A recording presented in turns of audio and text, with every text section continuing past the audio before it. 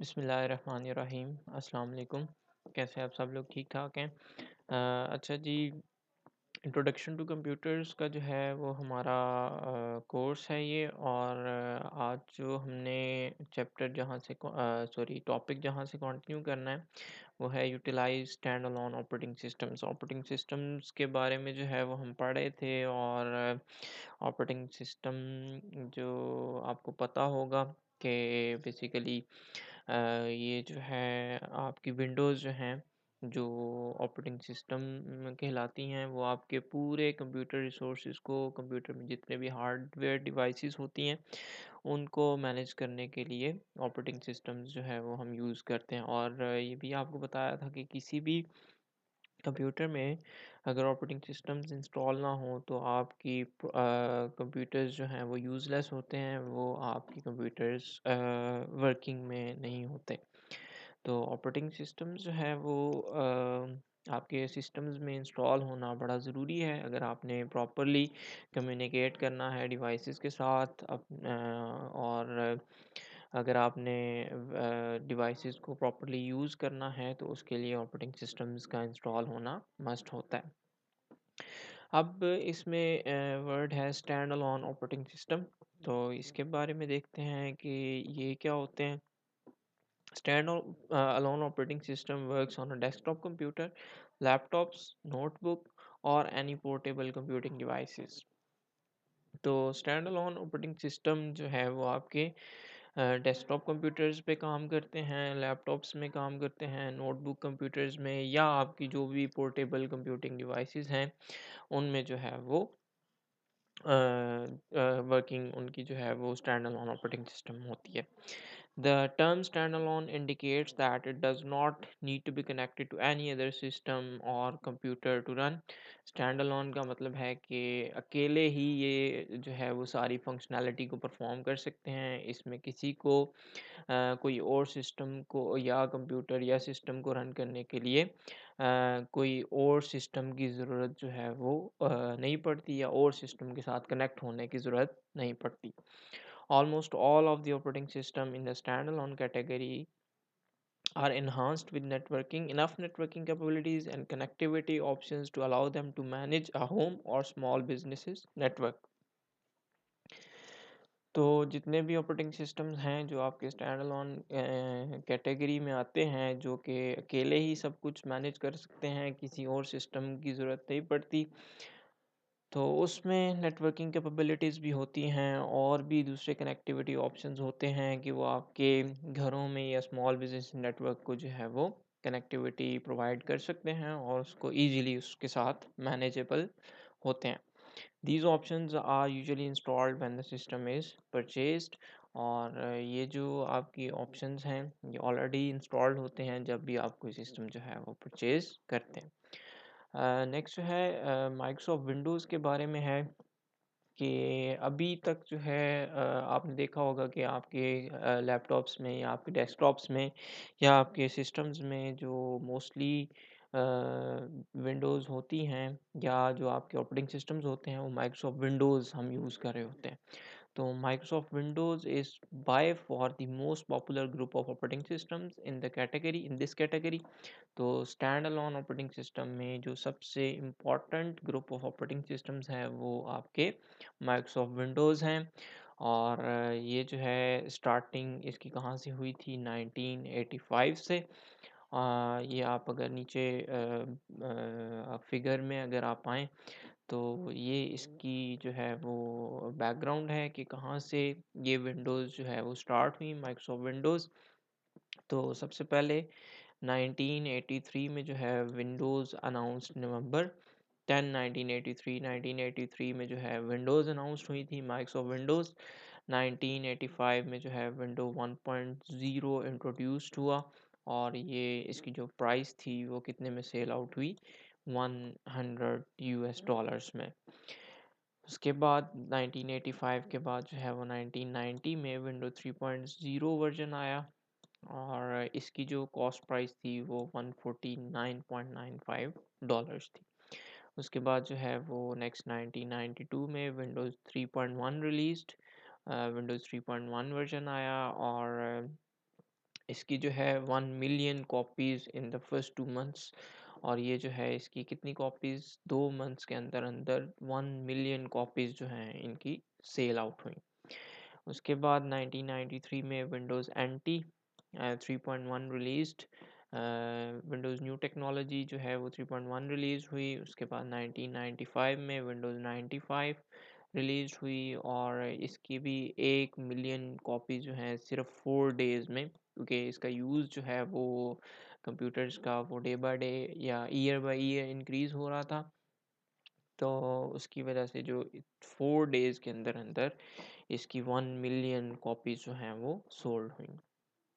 उसके बाद 1995 में 1996 में आपकी विंडोज सी ई 1.0 रिलीज़ हुई। उसके बाद 1998 में विंडोज़ 98, जो कि मैंने तो यूज़ की है, आपका नहीं मुझे पता कि आप में से किसी ने विंडोज़ 98 का कोई वर्जन यूज़ किया है या नहीं किया, लेकिन मैंने तो ये यूज़ किया हुआ है।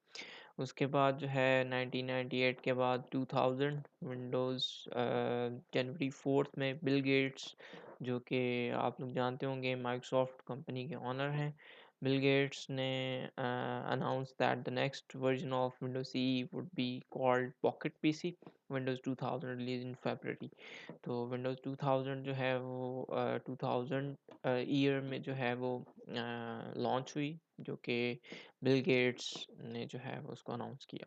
उसके बाद जो है 2001 में विंडोज़ एक्सपी रिलीज हुई। ये भी जो है वो आप में से शायद किसी ने यूज़ की हो। उसके बाद जो है विंडोज़ 2003 में विंडोज़ सर्वर 2003। विंडोज़ सर्वर जो है ये सर्वर्स में इंस्टॉल होती है, और सर्वर्स आपको बताया था कि स्पेशल कंप्यूटर्स होते हैं जो कि आपकी नेटवर्किंग में इम्पोर्टेंट होते हैं, आपके क्लाइंट होते हैं जो सर्वर के साथ अटैच होते हैं, और सर्वर्स जो हैं वो पावरफुल पीसीज होते हैं, और नेटवर्किंग में हम क्लाइंट सर्वर मॉडल जो है वो यूज़ करते हैं।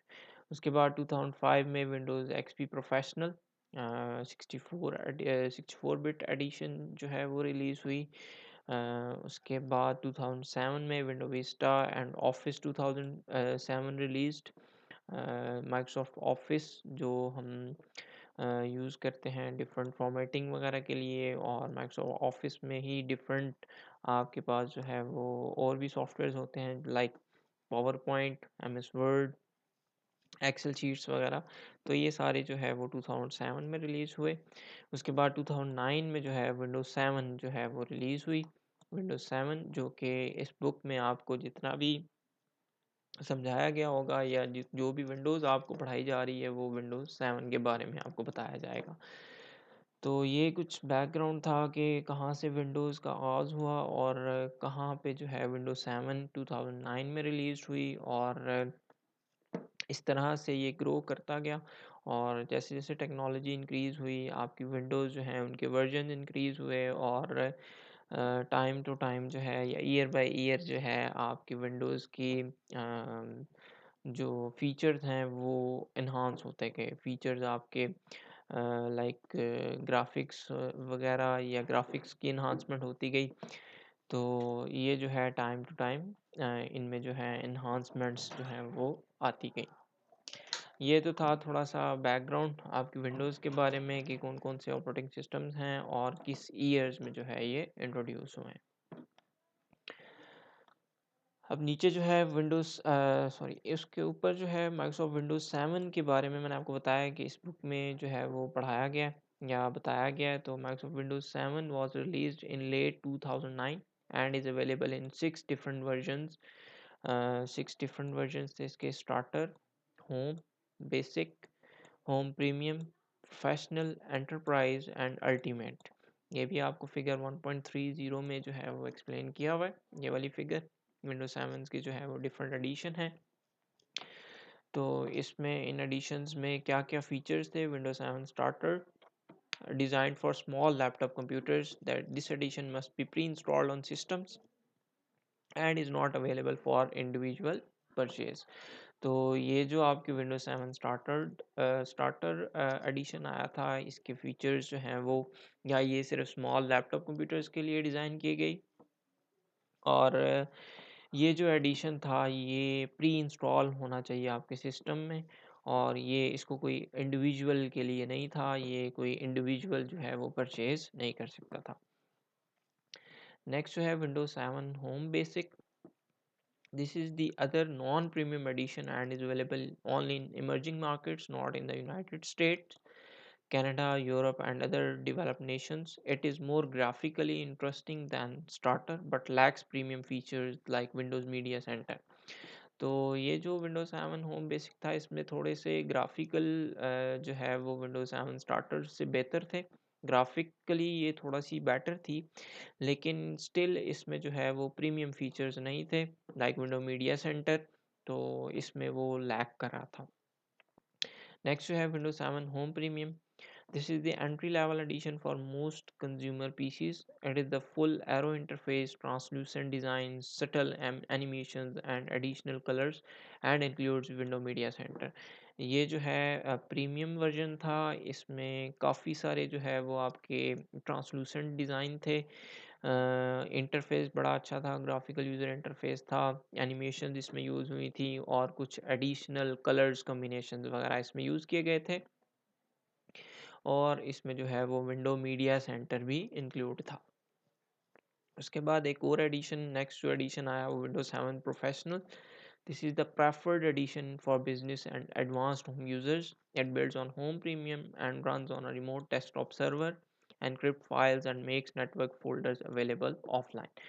तो ये जो है आपके बहुत अच्छी जो है विंडो का वर्जन था, जो आपके बिजनेसेस के लिए भी ये जो एडिशन था वो प्रेफरेबल था, और आपके होम यूज़र्स के लिए भी जो है इसको ज़्यादा प्रेफर किया जाता था।